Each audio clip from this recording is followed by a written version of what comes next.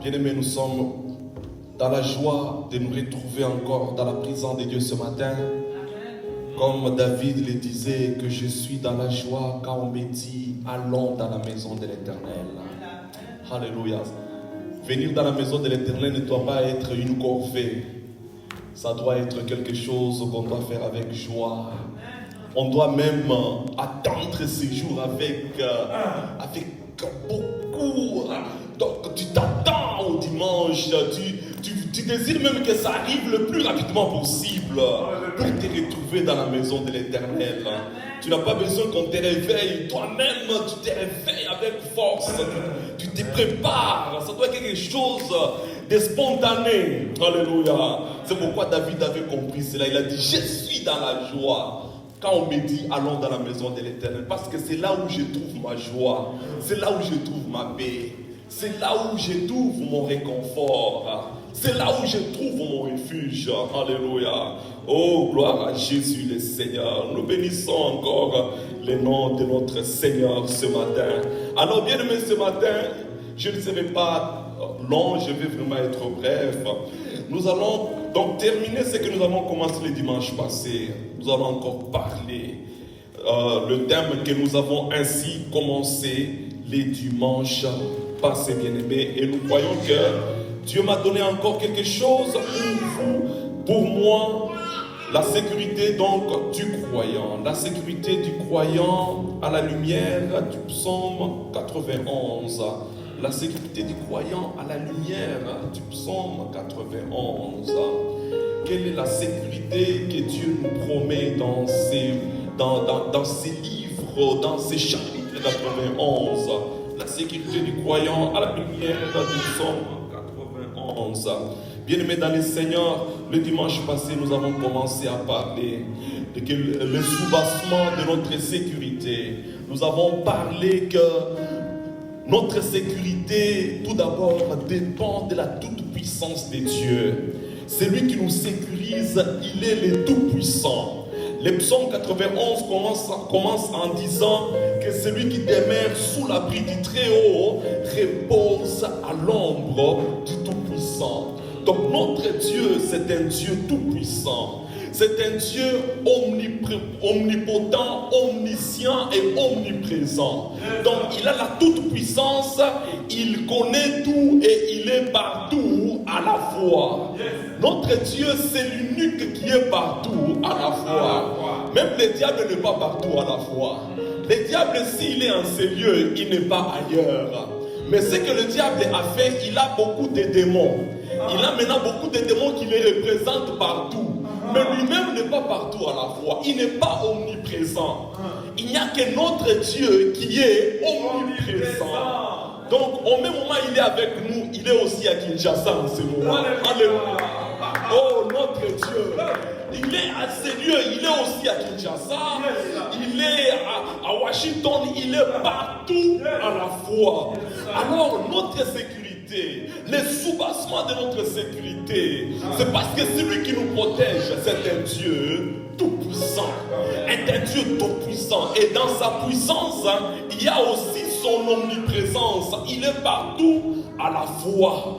Celui qui demeure sous l'abri du Très-Haut, il repose à l'ombre du Tout-Puissant. Il repose à l'ombre du Tout-Puissant.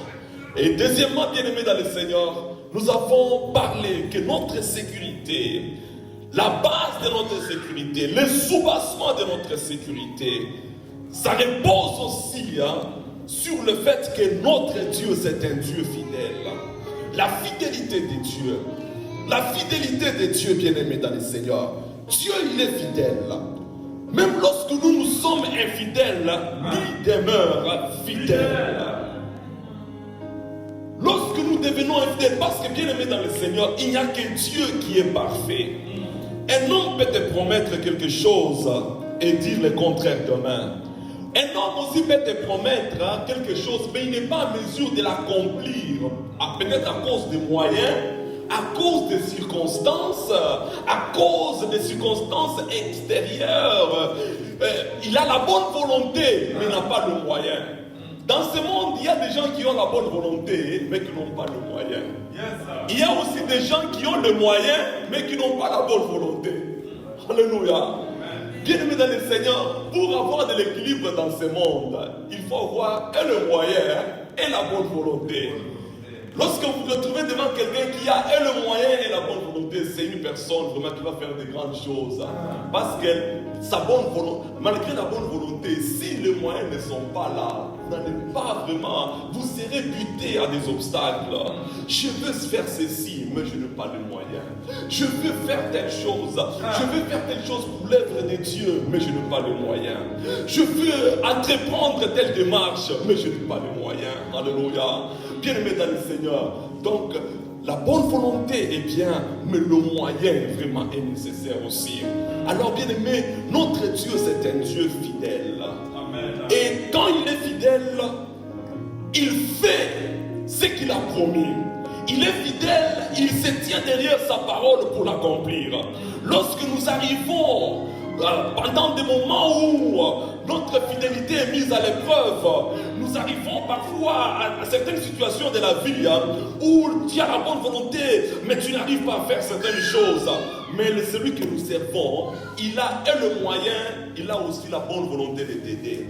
Il a le moyen, il a aussi la bonne volonté de te voir prospérer. Il a le moyen, il a aussi la bonne volonté de t'élever. Alléluia.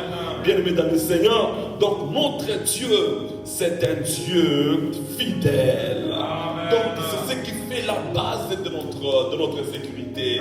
Le psalmiste a dit, quand nous allons au deuxième verset, nous allons juste lire rapidement, donc toujours le psaume 91. La Bible déclare, j'ai dit à l'Éternel mon refuge et ma forteresse, mon Dieu en qui je me confie.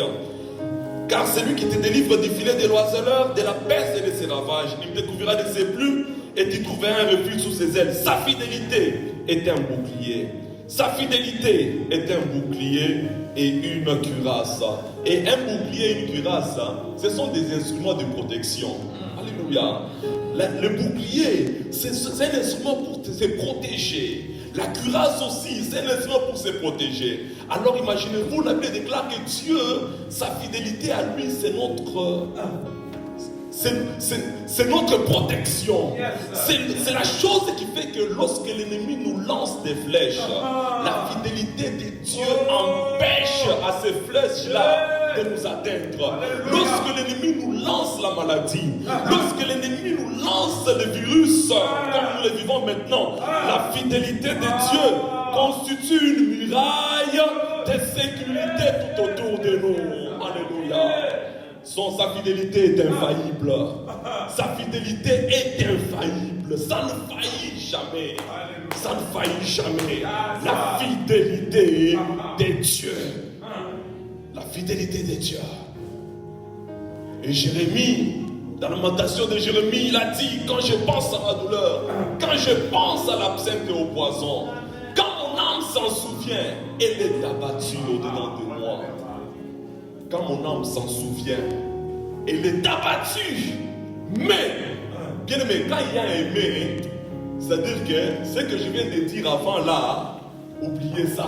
Alléluia.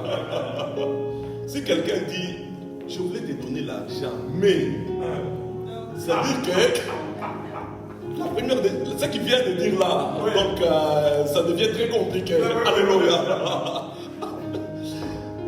Jérémie dit, quand je pense à ma douleur, quand je pense à l'absinthe et au poison, quand mon âme s'en souvient, elle est abattue, c'est normal. Parce que Jérémie, c'était un homme comme nous. Comme la Bible dit que Élie était un homme de la même nature que nous. Abraham aussi était un homme de la même nature que nous. Il y a des choses qui nous arrivent et qui affectent notre âme. C'est tout à fait normal. Qui affectent notre âme, qui affectent notre paix, qui affecte notre joie. Tous les jours quand on se réveille, on est buté à certaines réalités de la vie. On est buté à certaines réalités qui, parfois, qui amènent notre âme à se sentir, découragé. Quand mon âme s'en souvient, elle est abattue. Tu es abattu dans ton âme. Mais il dit que voici ce que je vais repasser dans mon cœur. Voici ce que je vais repasser dans mon cœur. Et ce qui va me donner de l'espérance. Notre Dieu, c'est un Dieu d'espérance. La Bible déclare que Christ en nous, c'est l'espérance de la gloire. Christ en nous, c'est l'espérance de la gloire. Et Ecclésiaste dit que pour tous ceux qui vivent, il y a de l'espérance. Même un chien vivant vaut mieux qu'un lion mort. Alors, Jérémie dit que ce que je vais repasser, ça va produire de l'espérance dans mon cœur. Ce que je vais repasser dans mon cœur, ça produira de l'espérance. Ça produira de la joie dans mon cœur. Et ce que je vais repasser, c'est quoi? C'est que les bontés de l'Éternel ne sont pas épuisées. Les compassions de Dieu ne sont pas à leur terme. Elles se renouvellent. Alléluia. Elles se renouvellent chaque matin. Alléluia. Aujourd'hui, on s'est réveillé un matin. Donc les bontés de l'Éternel venaient de se renouveler encore. Les compassions de Dieu venaient de se renouveler encore ce matin. Alléluia. Bien-aimé dans le Seigneur, c'est ça le soubassement de notre sécurité. Je suis en sécurité parce que celui qui me protège est fidèle. Celui qui me protège, sa fidélité, c'est une muraille de sécurité tout autour de moi. Alléluia. Oh bien-aimé dans le Seigneur, sois la première personne à parler du bien de toi-même. Parle de ce que tu veux que, de la manière que tu veux que ta vie devienne. N'attends pas que l'autre puisse te faire des éloges, puisse parler du bien de toi. Parle toi-même de ta propre vie. Le psalmiste dit, je dis à l'Éternel. Donc pour que ton Dieu soit ton refuge, il faut le dire. Il dit, j'ai dit à l'Éternel, mon refuge. Donc je lui dis, pour que cela se matérialise. Il faut le dire. Alléluia. Même si Dieu c'est ton secours, même si Dieu est ta protection, il faut le dire. Quand tu te réveilles le matin, dis-le. Dis-le, Seigneur, je commence ma journée. Avant que je n'aille au travail, je déclare que tu es mon refuge. Alléluia. Tu es mon secours, tu es ma délivrance. Nul ne tiendra devant moi tant que je vivrai. Je vais partir au travail en beauté, je vais retourner en beauté. Toute arme forgée contre moi est nulle sans effet. Toute langue qui s'élèvera en justice contre moi, je la condamne. Tu déclares sur ta propre vie avant de quitter. Tu as une entrevue, tu as quelque chose, un rendez-vous d'affaires, quelque chose d'important. N'y va pas comme tout le monde. Déclare d'abord des choses. Alléluia. Laisse que les paroles que tu as déclarées puissent te précéder dans ce rendez-vous-là. Laisse que les paroles qu'il déclare puissent te précéder. Je dis à l'Éternel, mon refuge et ma forteresse. Mon refuge, tu es mon refuge, Seigneur, mais je dois le déclarer. Je dois le dire. Tu es mon refuge et ma forteresse. Je dis à l'Éternel, notre confession de foi. Notre confession de foi. Un refuge, c'est un lieu où on se réfugie pour échapper à un danger. C'est ça un refuge. C'est un lieu où on se réfugie pour échapper à un danger. C'est-à-dire que quand notre Dieu est notre refuge, c'est-à-dire que Dieu c'est le lieu où on se réfugie pour échapper à un danger. Bien-aimés, les dangers sont là, le danger est là. Nous vivons avec les dangers au quotidien. Yes, sir, yes, sir. Si tu crois qu'il n'y a pas de danger, le danger est partout. Même lorsque tu es en train de conduire ta voiture, il y a un danger. Alléluia. Quand nous sommes dans cet immeuble ici, il y a un danger. Il y a un danger. Ouais. Oui, il y a un danger. Yes, sir. Il y a un danger. Quand tu es chez toi, quand tu t'endors, le danger est là. Yes, sir. Il y a des gens qui se sont endormis et la maison a pris feu en pleine nuit. Le danger est là. Le danger est omniprésent. Le danger est omniprésent, bien-aimé. Amen. Le danger est là. Yes, le psalmiste dit, mon refuge. Il faut que je le dise. Tu es mon refuge. Mon lieu de sécurité. Yes. Là où je me réfugie pour échapper à un danger. Le danger est là. Mais quand Dieu est ton refuge, tu n'as pas à craindre ces dangers-là. Alléluia. Amen. Le danger est là. Mais Dieu, c'est ton refuge. Il faut le dire. J'ai dit à l'Éternel, mon refuge et ma forteresse. Bien-aimé, la vie chrétienne ne garantit pas l'absence des dangers. Alléluia. La vie chrétienne ne garantit pas l'absence des dangers. Alléluia. Mais la vie chrétienne garantit la délivrance de Dieu dans tous les dangers auxquels tu fais face. Alléluia. Alléluia. Bien-aimé dans le Seigneur, la vie chrétienne ne garantit pas l'absence de danger. Les dangers sont là. Alléluia. Mais la vie chrétienne, elle nous garantit la délivrance. Elle nous garantit la sécurité. Elle nous garantit la protection dans tous les dangers. Amen. Dans les dangers à venir, ils viendront. Les dangers là, partout. Le psalmiste a dit, tu es mon refuge et ma forteresse. Le refuge, lieu où on s'est réfugié pour échapper à un danger.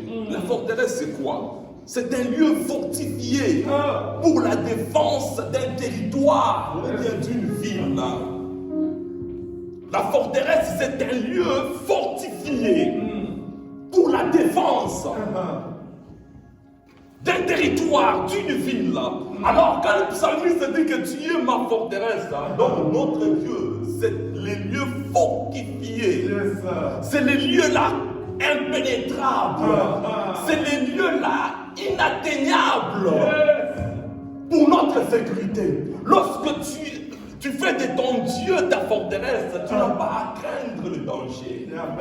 Même le coronavirus n'a pas de pouvoir sur toi parce que Dieu c'est ta forteresse. Alléluia. Dieu c'est ta forteresse. Dieu c'est ta forteresse, bien-aimé dans le Seigneur. Mon refuge et ma forteresse. J'ai dit à l'Éternel, mon refuge et ma forteresse. Mon Dieu à qui je me confie. Donc il faut le dire. Il faut le dire. Maintenant, pour le dire, il faut que quelque chose soit dans ton cœur pour que tu puisses être en mesure de le dire. Voyez, dans Luc chapitre 6, le verset 45, la Bible déclare que c'est de l'abondance du cœur que la bouche parle. Alléluia. Luc 6, 45, c'est de l'abondance du cœur que la bouche parle. Donc si dans ton cœur il n'y a rien, la bouche aussi ne dira rien. Donc avant que les paroles sortent, les paroles doivent d'abord être stockées dans les cœurs. C'est pourquoi il faut lire la parole de Dieu. Il faut stocker la parole de Dieu. Bien-aimé dans le Seigneur, on n'apprend pas à manier une arme lorsque l'ennemi est déjà devant toi. Amen. Alléluia. On n'apprend jamais à manier une arme avec l'ennemi déjà qui est là devant toi. Il faut apprendre bien avant. Amen. Alors n'apprends pas à stocker la parole de Dieu lorsque tu es déjà ancré dans le problème. Lorsque déjà le danger est là. Lorsque dans ton cœur il n'y a rien, ta bouche aussi ne dira rien. Ne dira rien. La bouche libère seulement de l'abondance du cœur. Amen. Alléluia. Donc il faut stocker la parole. Amen. Il faut stocker la parole, bien-aimé. Lis ta Bible, lis la parole de Dieu. Lis la parole de Dieu. Je bénis Dieu parce que maintenant, nous avons les téléphones. Moi, j'ai toutes les versions maintenant de la Bible, même dans mon téléphone. Amen. Oui. Si je vais trouver ces versets dans la version Jérusalem, je peux juste mettre là-bas, j'ai la version, ainsi de suite. Donc, nous avons maintenant la parole de Dieu à notre portée. Maintenant, quand tu manies ton téléphone, c'est seulement pour regarder les futilités.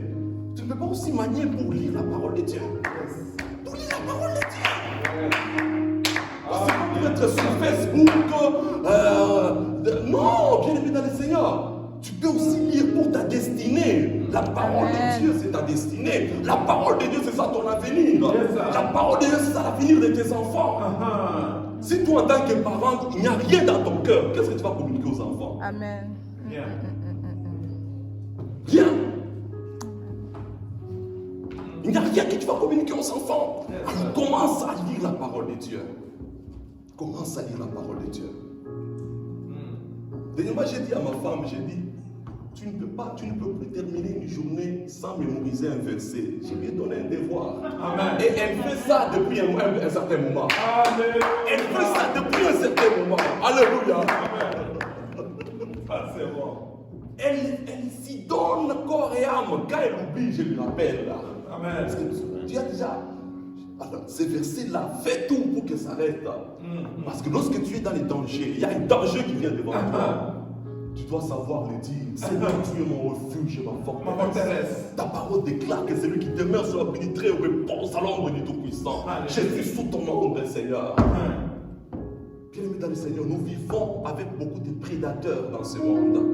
Il y a beaucoup de prédateurs dans ce monde. Même nos enfants qui vont à l'école, ils sont butés à beaucoup de problèmes. C'est juste aujourd'hui le matin, ma fille Happiness me dit que dernièrement on sortait de l'école, il y a un monsieur là qui m'appelait. Viens.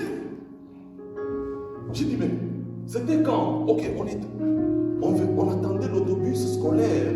Alors le monsieur était à côté. Il me fait ça, il me fait, toi, viens rapidement. J'ai dit, mais est-ce que tu avais dit à l'enseignant? Non. Mais pourquoi tu ne m'avais même pas dit, toi, tu es arrivé à la maison, c'est aujourd'hui que tu te rappelles. Je ne sais pas, il y a quelque chose qu'elle a regardé à la télévision et elle s'est maintenant rappelée de ça. Ok. Vous voyez, bien aimé dans le Seigneur, il y a beaucoup de prédateurs. Il y a beaucoup de prédateurs. On ne doit pas vivre comme si le danger n'est pas là. En tant qu'enfant de Dieu bien-aimé, notre secours, c'est dans les noms de l'Éternel. Notre refuge, c'est notre Dieu. Notre forteresse, c'est notre Dieu. Alléluia. On doit apprendre à les déclarer. On doit apprendre à les déclarer. Yes. Lis ta parole, lis ta parole, lis ta parole. Lis ta parole, bien-aimé. Lis la parole de Dieu. Alléluia. La lecture de la parole de Dieu n'est pas réservée aux prédicateurs. C'est ce que parfois les gens croient. Que non, je ne suis pas prédicateur. Je ne peux pas lire la parole de Dieu. Non. La parole de Dieu, en tant qu'enfant de Dieu, tu dois l'étudier, tu dois lire, tu dois méditer cette parole-là. Tu dois mémoriser certains versets qui sont vraiment très importants lorsque tu retournes devant un danger. Il faut les mémoriser, bien-aimé. Sinon, tu vas te retrouver devant un danger, tu prends maintenant ta Bible. Ah, les versets là, c'est où encore? Avant que tu finisses de lire, de chercher, de feuilleter ta Bible là, tu es déjà parti. Alléluia. Comme quelqu'un disait, le verset là où Jésus a dit que si on te tape à la joue droite, présente aussi la joue gauche. Il y a quelqu'un qui disait que, ok, ça dépend de celui qui te frappe. Parce que si c'est celui-ci, tu auras le temps de présenter la joue gauche. Mais si c'est Mark Tyson, on te frappe la joue droite, tu meurs avant d'avoir le temps de présenter la joue gauche. Alléluia. Bien-aimé dans le Seigneur, c'est juste pour décrisper un peu l'atmosphère. Soyez dans la joie, le Seigneur est avec nous. Alléluia. Bien-aimé dans le Seigneur, il faut le dire. Il faut le dire, il faut le déclarer. Tu es mon refuge, tu es ma forteresse. Tu es ma forteresse. Tu es dans la nuit, un enfant tombe malade. Il y a des attaques du monde des ténèbres. Déclare quelque chose sur l'enfant. Déclare quelque chose sur l'enfant. Prie avant même, tu sais, tu appelles l'ambulance. Mais avant que l'ambulance ne vienne, toi déclare d'abord. Ça peut être une attaque démoniaque. Alléluia. L'ambulance ne pourra pas délivrer lorsque c'est une attaque démoniaque, bien aimé dans le Seigneur.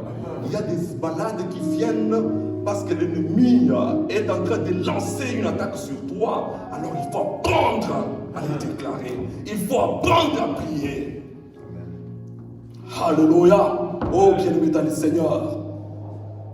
Car c'est lui qui te délivre du filet de l'oiseleur, de la peste et de ses ravages. Bien-aimé, c'est lui qui te délivre du filet de l'oiseleur. C'est lui qui attrape les oiseaux. Vous voyez, un oiseleur, avant d'attraper les oiseaux, dans un secteur donné, il va d'abord étudier le mouvement de ces oiseaux-là. On ne met pas de piège n'importe comment. On regarde d'où est-ce que proviennent souvent les oiseaux. Quelle est leur trajectoire souvent? À quel endroit est-ce qu'ils se positionnent? Il étudie d'abord. Bien aimé, le diable aussi, il étudie tes mouvements. Il sait que toi tu t'énerves beaucoup.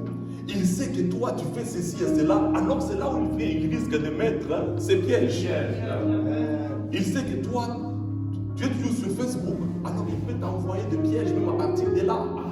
Il sait que ce n'est pas mauvais. Mais lorsqu'on prend tout son temps au détriment de la lecture de la parole de Dieu, là ça devient mauvais. Alors un oiseleur, il étudie l'oiseau pour poser ses pièges. Alors le diable aussi, il nous étudie, bien aimé dans le Seigneur. Le diable a ses agents partout. Il a ses agents. Il a des démons. Parfois, je veux vous dire quelque chose qui va vous choquer. Parfois, il y a même les esprits de poursuite, des démons parfois qui vous suivent, qui nous suivent pour... tu as un contrat, il y a un démon que le diable a signé pour que cela tombe.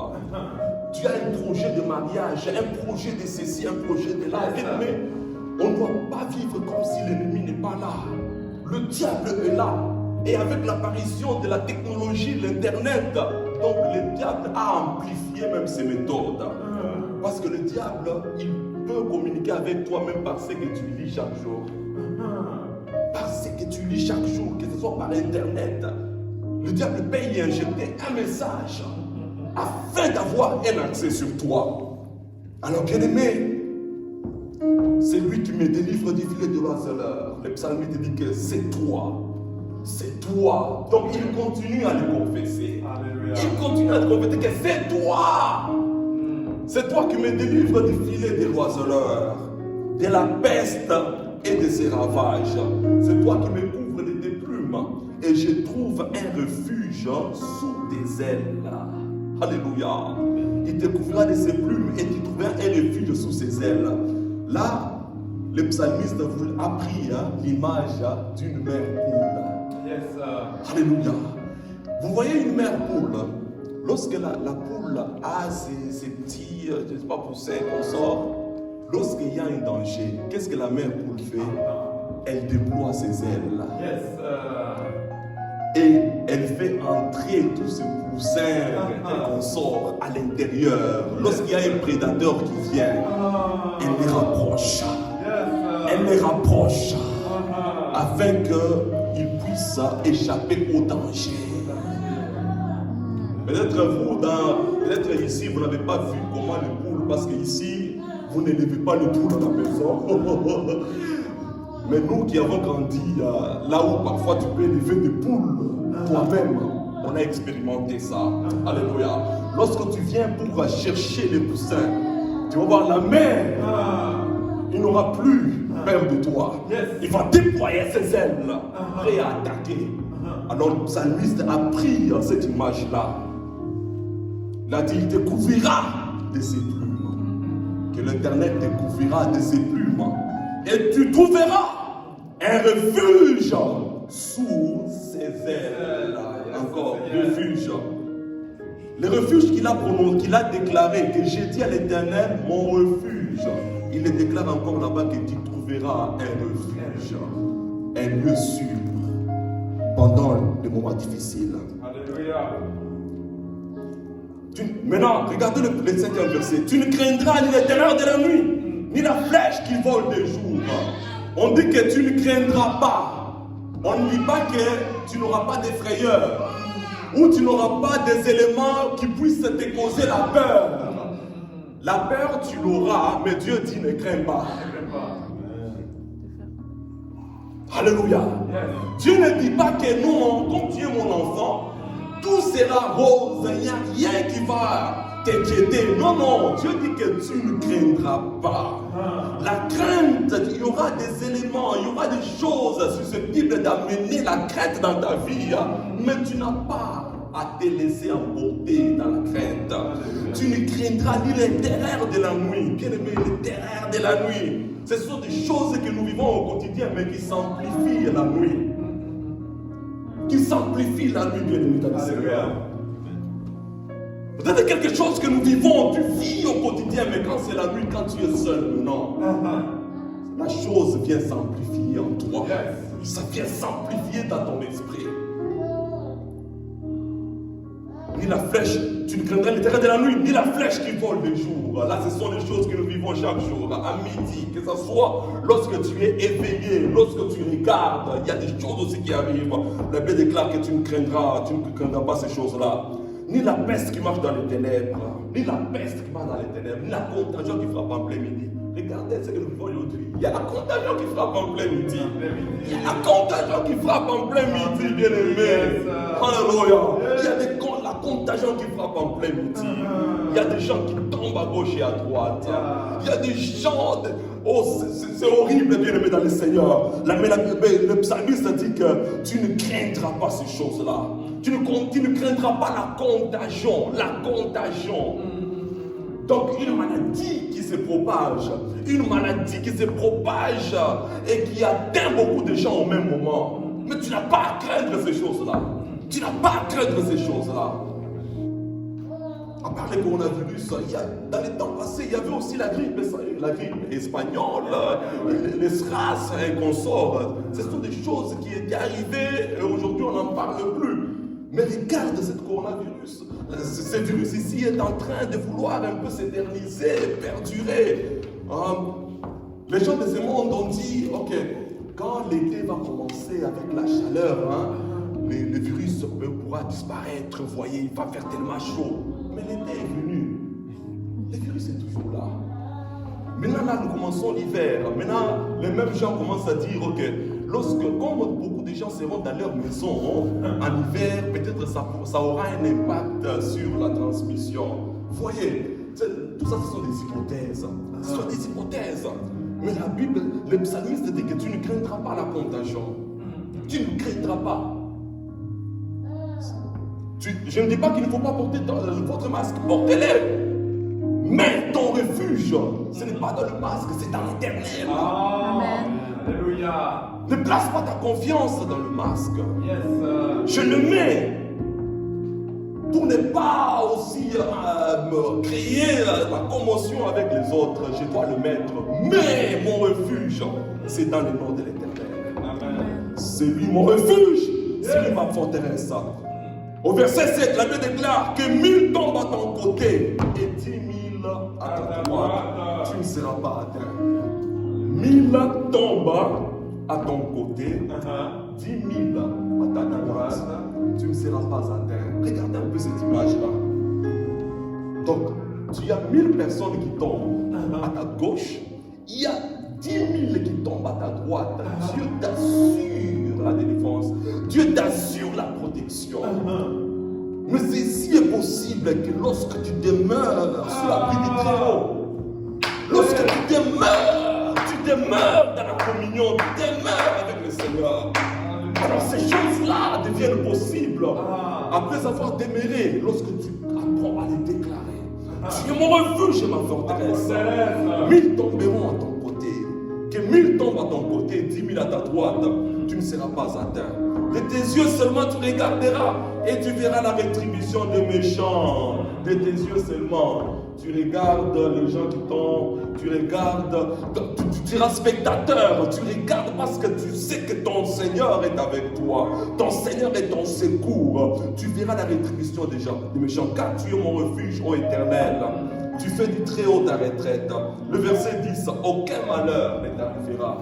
Aucun malheur ne t'arrivera, bien-aimé.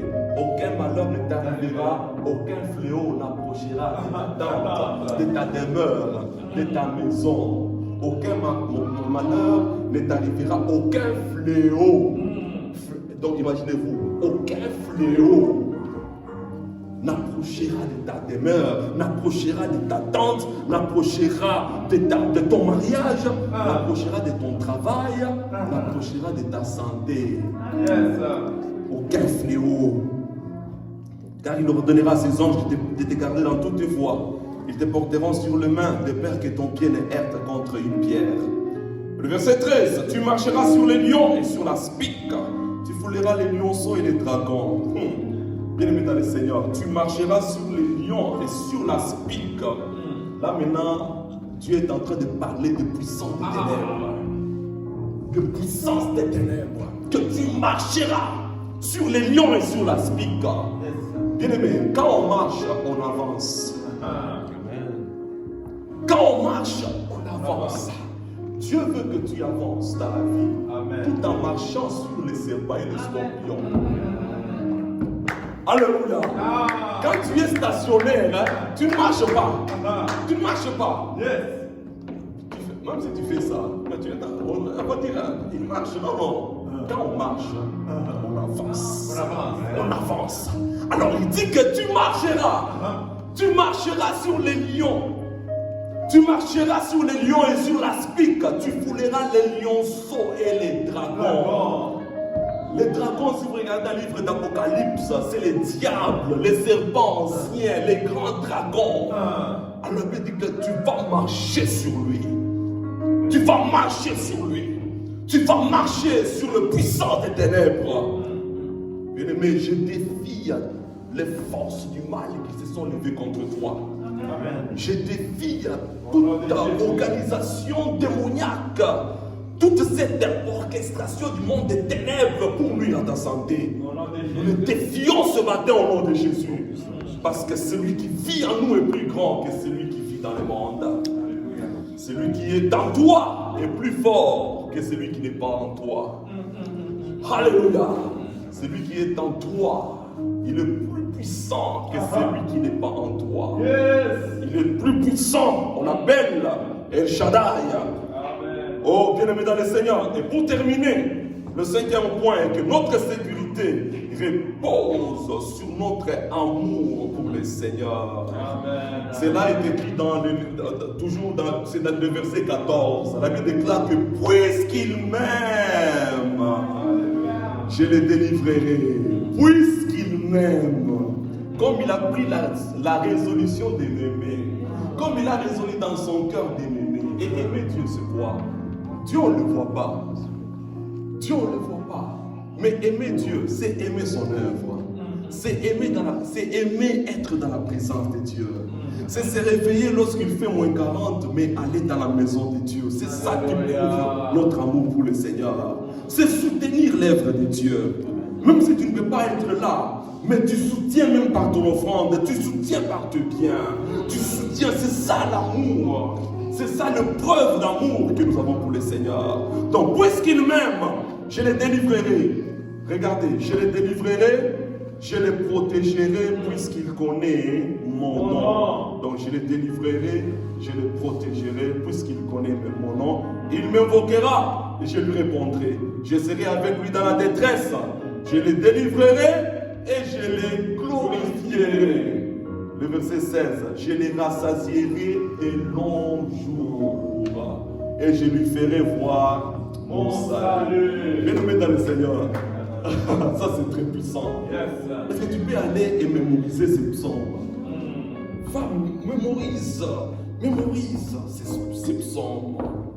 Je me rappelle quand j'étais en Afrique, j'étais encore à l'école secondaire, mais pendant les vacances, j'allais dans le bois pour aller mémoriser la parole de Dieu, pour aller juste lire.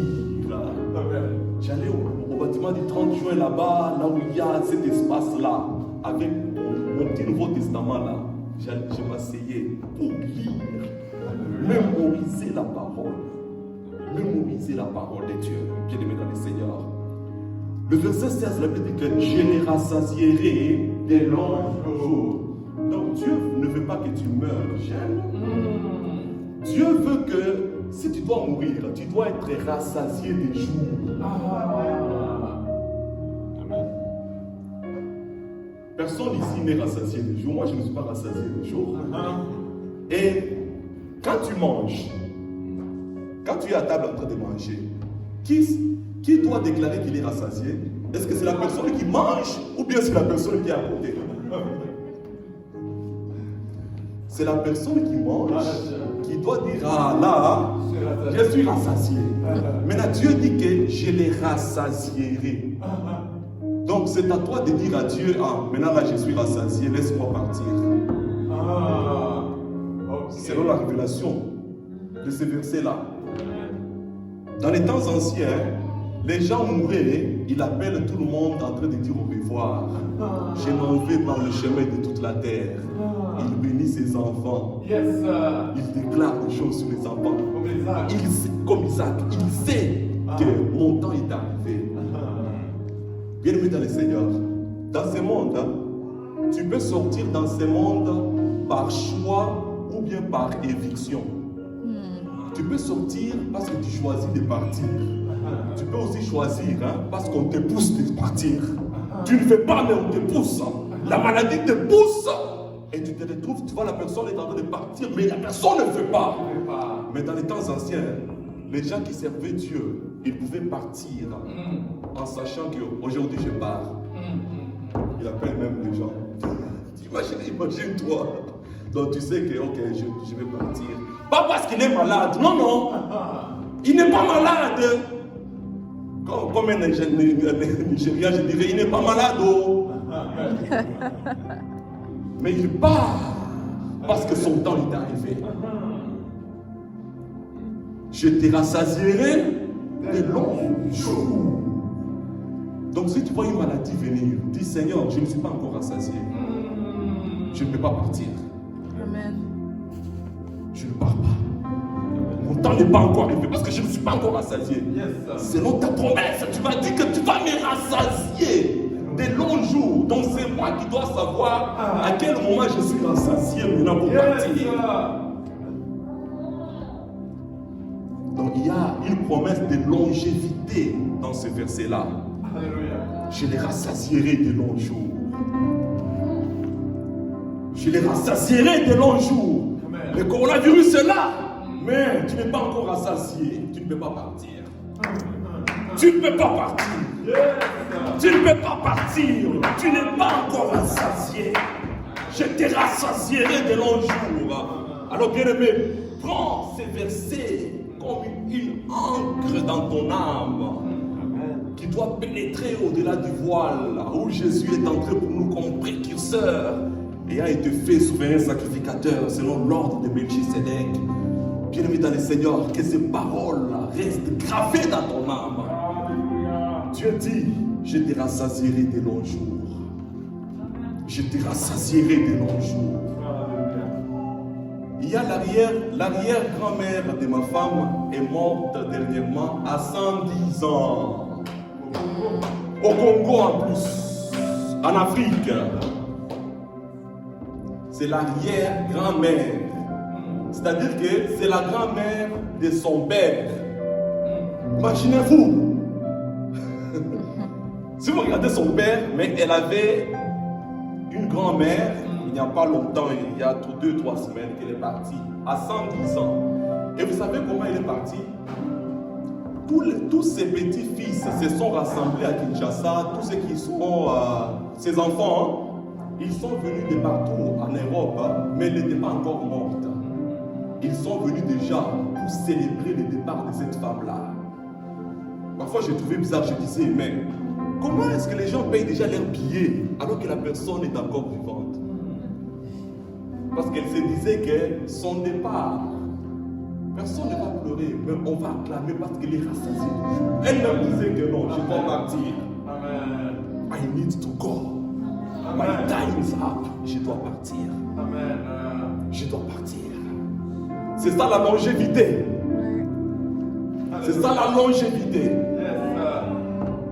110 ans, en train de marcher seul, en train de parler, en train de marcher seul, de manger seul. Bien-aimé dans le Seigneur, je te rassasierai de longs jours. Dis ton Seigneur, Je les rassasierai d'un long jour. Je lui ferai voir mon salut. Tu verras les saluts de Dieu. Dans les saluts, il y a quoi? Il y a la délivrance. Il y a la provision de Dieu dans les saluts. Alléluia.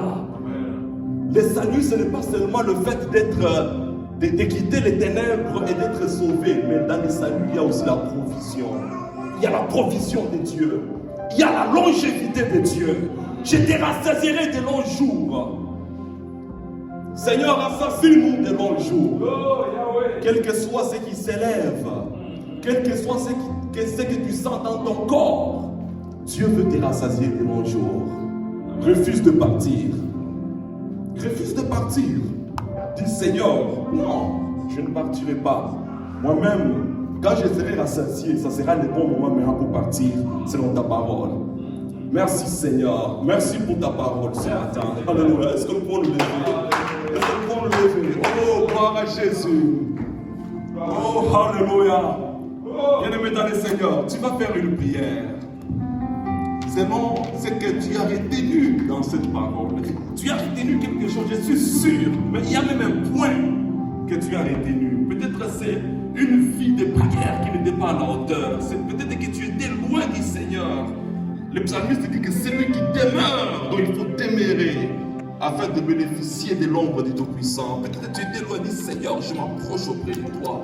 Je veux que tu m'aides, que tu aides ma vie de prière, que tu m'aides. Si tu es malade, dis Seigneur, tu as promis que tu vas me rassasier de longs jours. Je désire, Seigneur, que cette maladie me quitte au nom de Jésus. Je veux te servir en pleine santé. Allez, commence à prier, dis quelque chose au Seigneur. Juste parle à ton Dieu, parle à ton Dieu, parle à ton Dieu, parle à ton Dieu, parle à ton Dieu. Alléluia.